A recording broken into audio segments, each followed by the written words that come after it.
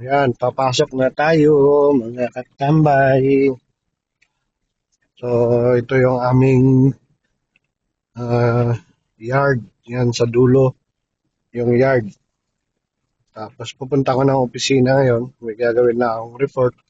Tapos babalik na naman ako sa site. Yan.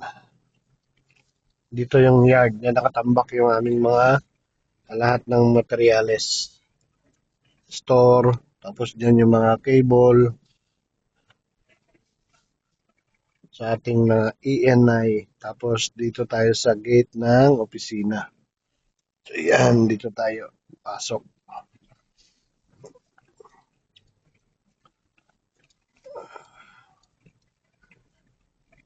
Parking na tayo dito sa opisina. Tapos gagawa ng report.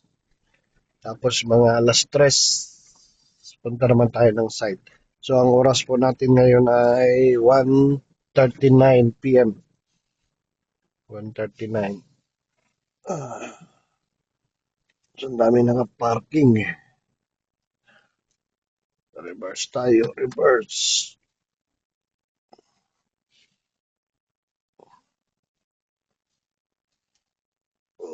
Okay.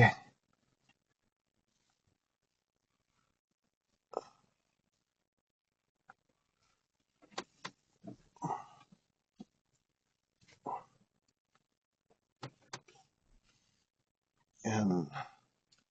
Reverse parking. Ito kasing dudes na naka-parking. Oh. Pangit ng pagkaka-parking niya. Hindi nakaayos. Ano naman itong service na to. Okay.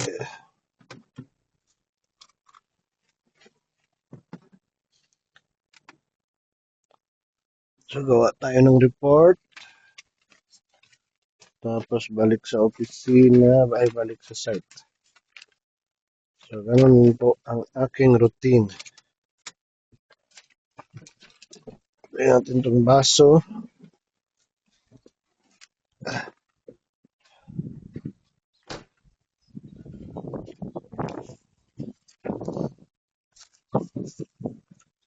Pasok tayo sa office.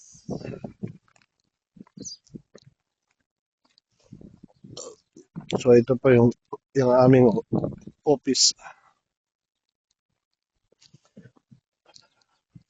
Hindi na natin kukunan sa loob. Dito lang sa labas. Yan. So dito, pasok na tayo.